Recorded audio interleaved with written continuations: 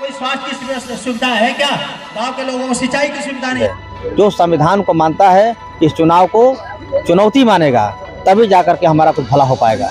Emergency अगर जरूरत पड़ती है तो इमरजेंसी में उनको तत्काल स्वास्थ्य की सुविधाएं नहीं मिल पाती है। लाल भारती जी, जैसा आज आपका ये पीडीए का सम्मेलन जो था और आप समाजवादी बाबा साहब अम्बेडकर वाहिनी के राष्ट्रीय अध्यक्ष भी हैं, तो इसका मतलब क्या था, उद्देश्य क्या था जो आज ये आपने रखा है पीडीए का? समाजवादी पार्टी के राष्ट्रीय अध्यक्ष आदरणीय अखिलेश यादव जी के निर्देश पर पूरे प्रदेश में पीडीए जन चौपाल कार्यक्रम चल रहा है। जैसा कि संविधान खतरे में है, आरक्षण खतरे में है, लोकतंत्र की हत्या हो रही है, आरक्षण पर डाका डाला जा रहा है, इस सब को बचाने के लिए ये पीडीए जन चौपाल के माध्यम से लोगों को जागरूक किया जा रहा है कि आने वाला 2024 का चुनाव सिर्फ चुनाव नहीं है, बल्कि हम बहुजन समाज के लोगों के लिए चुनौती है। जो संविधान को मानता है, इस चुनाव को चुनौती मानेगा, तभी जाकर के हमारा कुछ भला हो पाएगा।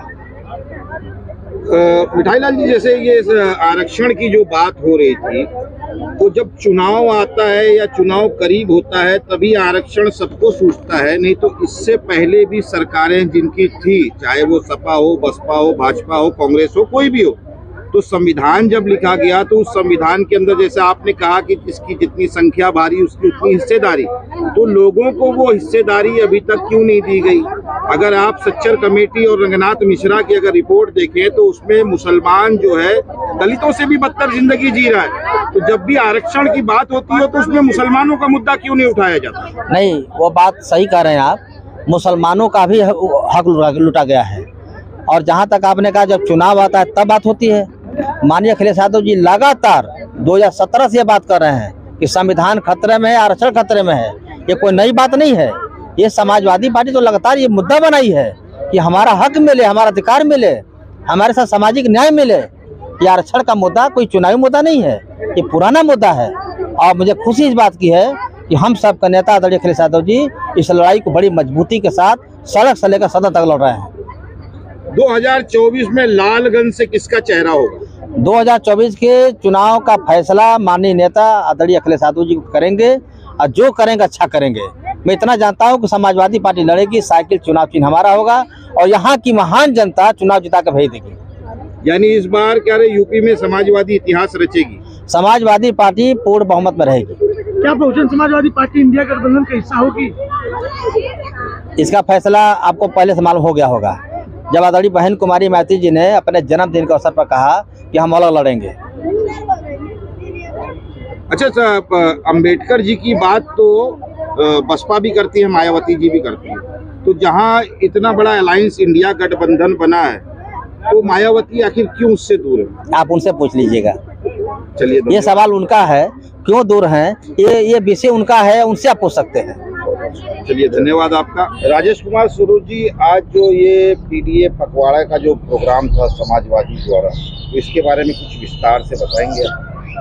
देखिए, जो पीडीए पखवाड़ा का जो कार्यक्रम आयोजित किया गया है और हमारे माननीय राष्ट्रीय अध्यक्ष जी द्वारा ये कार्यक्रम संचालित करने का एक प्रोग्राम बनाया गया है। प्रोग्राम ही नहीं कहेंगे, हम एक परिकल्पना कहेंगे, और जिस परिकल्पना को बाबा साहब अम्बेडकर ने संविधान में रचित किया है, उसी परिकल्पना को अब साकार रूप देने के लिए हमारे माननीय राष्ट्रीय अध्यक्ष जी ने ये पखवाड़ा की शुरुआत करी है।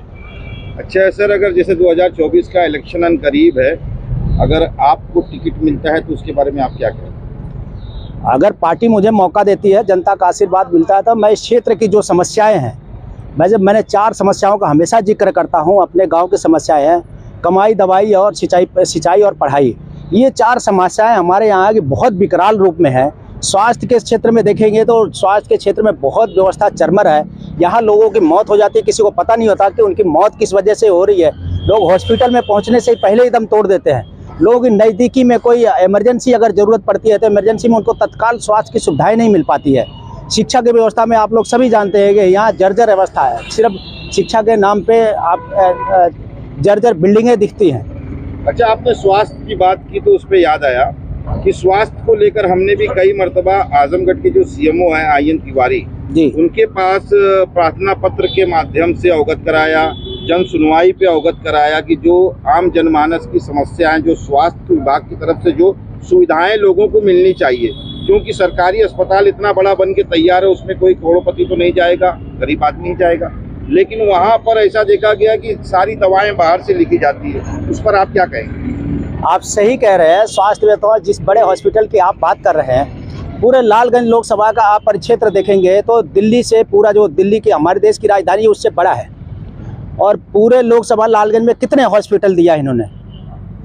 और दिल्ली राजधानी की आप बात करेंगे, वहाँ कम से कम 150 हॉस्पिटल है, उसमें 78 से ज़्यादा तो सरकारी हॉस्पिटल है।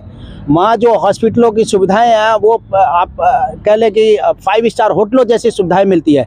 और हमारे क्षेत्र में आप देखें कहाँ हॉस्पिटल है, कहाँ दवाइयाँ हैं, कहाँ डॉक्टर बैठता, किसी को कुछ नहीं मिलता। अब नज़दीकी किसी भी गांव में चले जाएं, कौन सी स्वास्थ्य सुविधाएं खुली हुई हैं? कोई स्वास्थ्य सुविधा नहीं मिलती। इमरजेंसी में लोगों को आप बुखार की दवाई तक नहीं मिलती, आप कौन से हॉस्पिटल की बात करते हैं? मुझे तो नहीं नज़र आता, यहाँ क्षेत्र की जनता को नहीं नज़र आता कोई हॉस्पिटल की। अगर किसी हॉस्पिटल में चले जाए तो उनको दवाई टाइम से मिल जाए, डॉक्टर टाइम से मिल जाए। समाजवादी पार्टी 2024 में कितना कमाल कर पाएगी जो है लोकसभा की? निश्चित रूप से जो जनता का आशीर्वाद मिल रहा है ये अभूतपूर्व है। और आने वाला समय ही बताएगा कि कितना हम कमाल करते हैं और जनता का कितना हमें आशीर्वाद मिलता है। पर मैं ये विश्वास के साथ कह सकता हूँ कि हमारे क्षेत्र की जनता का बहुत ही सपोर्ट है और अभूतपूर्व सपोर्ट हमें मिल रहा है। धन्यवाद आप।